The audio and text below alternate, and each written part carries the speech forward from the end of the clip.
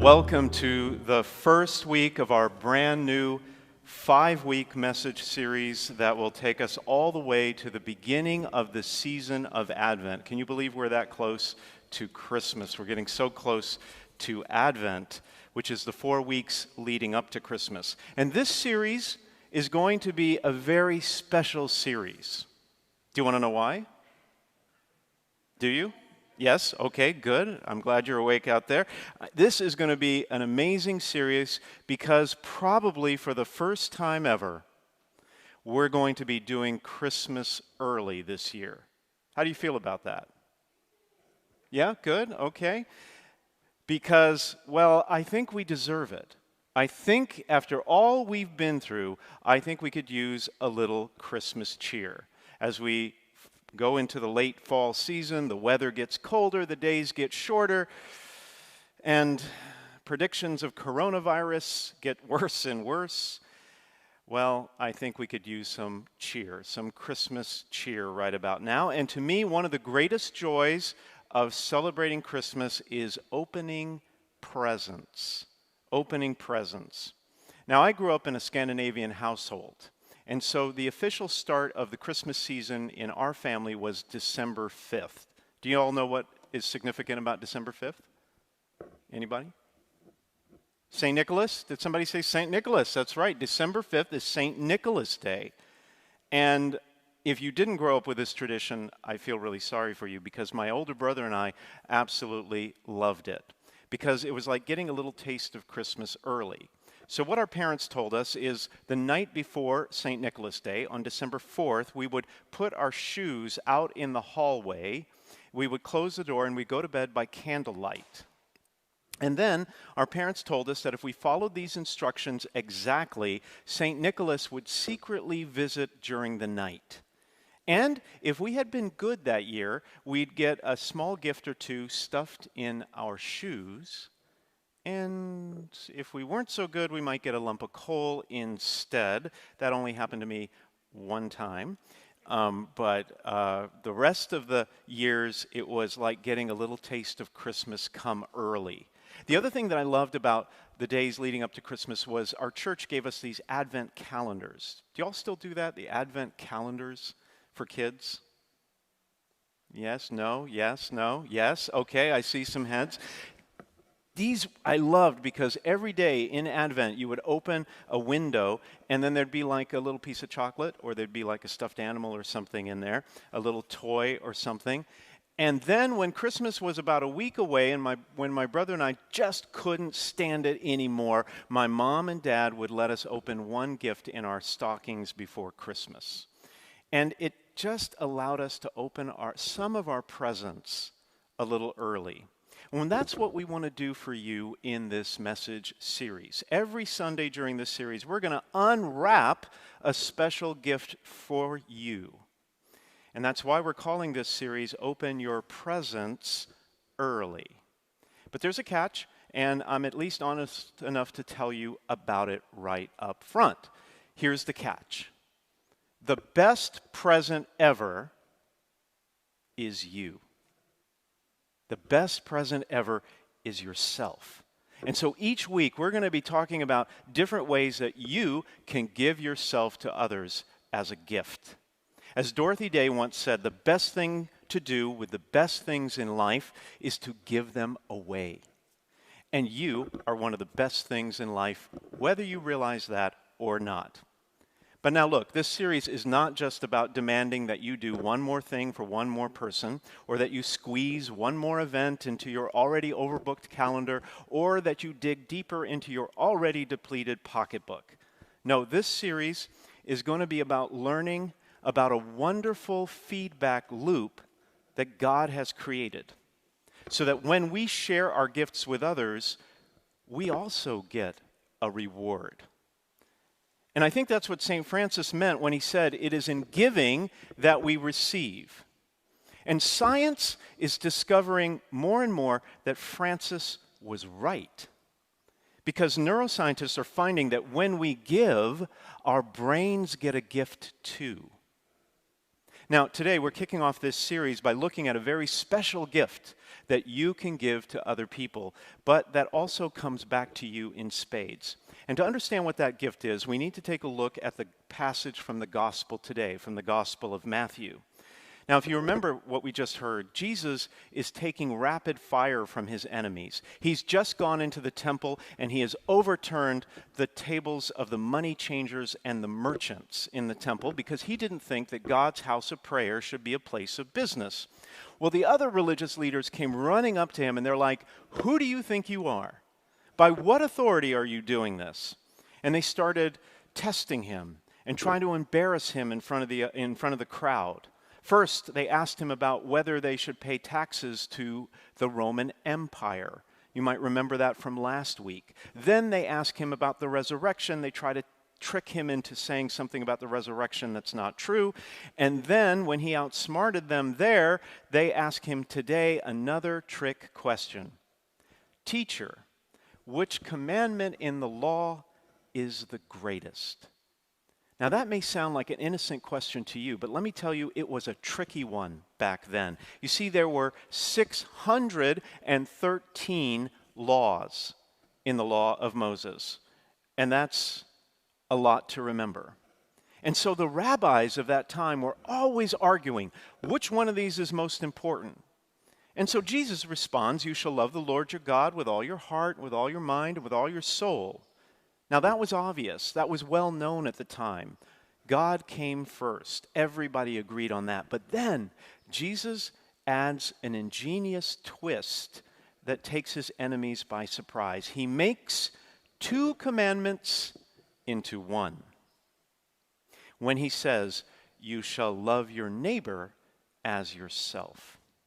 See, it's really only one commandment because, as we heard in the first reading, you can't love God without loving your neighbor. God asks us to be as compassionate as he is and put ourselves in the place of those less fortunate, the poor, the vulnerable.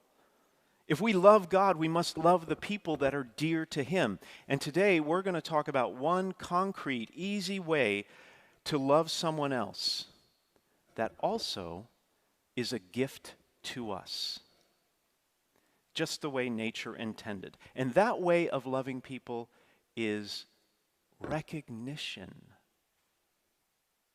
Did you know that the number one reason people leave their jobs is not money? The number one reason people leave their jobs is because they do not feel appreciated. More and more employers are now realizing that recognition is critical to keeping good people. In fact, one successful startup media company that a friend of mine works for gives their employees points for every time they get a shout out, and then they can use those points to get the company to make a donation to their favorite charity or a gift to a coworker. It's a way of recognizing those employees. You see, when you recognize someone, it makes them feel loved. The simple act of expressing your gratitude tells the other person that you value who they are and the goodness they bring into the world. It's a positive affirmation that he or she makes your life more worthwhile. And it's easy to do. It's so easy to do, and it doesn't cost anything, and yet we don't express gratitude as often as we could or should. In 2012, for instance, scientists did a study where they found that people, get this, people are more likely to thank a waiter at a nice restaurant than they are their spouse. 60% of people said they never take the time to sincerely thank their coworkers or their bosses. But we should. We should, because every day scientists are discovering something new about the intricate system that God has created in our bodies. You may not have thought about what connection there might be between following God's teachings and the biology of his creation, yet the more we learn, the clearer it becomes that we benefit by the good we do for others. Whenever we offer the gift of ourselves, we are rewarded too. And gratitude is no different. When we express our appreciation, our brains are literally flooded with feel-good hormones. I'm reading a book now called The Thank You Project. It's written by Nancy Davis Coe, and it's based on the research done at University of California, Berkeley about happiness. And in the book, she outlines a growing body of science that has quantified the psychological and physiological benefits of gratefulness. So, when you write a thank you letter, for instance, to someone, you're giving a gift to that person, but that gift of recognition is also a gift to yourself because your overall level of happiness ramps up by 10% and remains higher for a full month after you write that note. Mom was right. Write your thank you notes. Dr. Christine Carter of UC Berkeley says that expressing gratitude reduces our stress level because it triggers the parasympathetic nervous system, whatever that is, and creates a physical sensation of warmth that helps us to relax and feel safe. Expressing gratitude increases our sense of self-worth, it decreases our blood pressure, and it actually helps us sleep better. Our relationships improve, we become more social, we feel more connected with other people. The truth is that gratitude provides so many psychic benefits to us that it really is the gift that keeps on giving. And gratitude is all over the Bible. It's very biblical. In the book of Psalms, for instance, there are 24 different psalms, one out of every 6, that reminds us specifically to be grateful and to give thanks to God. In the New Testament, St. Paul says, "Give thanks in all circumstances, for this is the will of God. And whatever you do in word and deed, give thanks to God the Father." And St. Peter also says that we should be good stewards of God's grace. Well, you know what a good steward is? A steward is someone who is grateful for whatever God has given him or her, grateful, and then generously shares those blessings with other people in love of God and neighbor, just like Jesus taught. And even Jesus himself gave thanks. You might remember when he multiplied the loaves and the fish, when he fed the 5,000 people, he gave thanks first. And St. Paul says in the second reading today that when we imitate Jesus and we love our neighbor as he did, we become a model. We become a model for other people, and we become known by our actions. So, sounds good, right? So how can you begin to express your gratitude in meaningful ways and start reaping the benefits? Well, one thing you can do is you can keep a gratitude journal. It's a good way of identifying your blessings in life. Take a few minutes every day, maybe first thing in the morning or before you go to bed, and write down at least 3 things that you're grateful for. Because it will train your mind to focus on the positive. We all tend to focus on the negative. It's evolutionary. But when we focus on the positive, we're happier. And keeping a gratitude journal will help with that. In fact, a 2005 study published by the American Psychological Association found that people who did this every day increased their happiness by almost 10% over 6 months. You could also start making it a habit to thank people spontaneously and freely. You may already do that, but do it more. Say thank you for your service when you see a uniformed member of the military or a police officer or a firefighter. Thank your spouse, for heaven's sake, your parents and your godparents, your friends, the cashiers at the store, salespeople, mail carriers, and the people who serve you on a daily basis. And maybe even, I know this is a crazy idea, but maybe even thank your priest every once in a while for all his hard work. Don't be shy about it. What could go wrong? There's really no downside. And I'll say right now how grateful I am for you. Grateful that we're all gathered here together in this beautiful church once again. Grateful for you online watching us. In fact, if you're online right now, I want you to get on the chat room and I want you to type one thing that you're grateful for. Share that with the people watching with you. Gratefulness. I am grateful that we are one community in Christ. And I'm grateful for your support as we've been working to reopen this church. So thank you for that. Well, third thing is maybe you could also consider writing some thank you notes from time to time, not just when people give you something, but out of the blue. Out of the blue, just think of someone who's done something remarkable in your life, taken the time to help you, and sit down and write a one-page thank you letter. You have no idea how it will impact them in a positive way. They'll feel appreciated, and you'll feel happier. It's a win-win. And I'm the worst. I know I'm a hypocrite. I'm at the worst at writing thank you notes, but I am going to turn over a new leaf with this series. I've already ordered new stationery for just that purpose, and maybe you want to think about doing the same thing.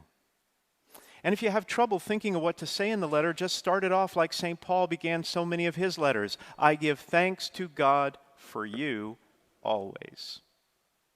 So, gratitude, it's a way of being present to people, of opening your presence. That's how we are spelling that message series, presence. Open your presence, Presence.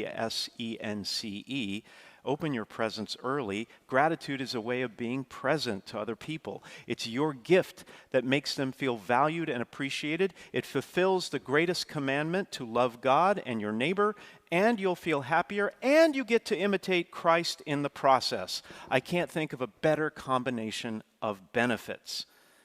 So, maybe do your brain a favor as you get ready for Christmas and open your presents early.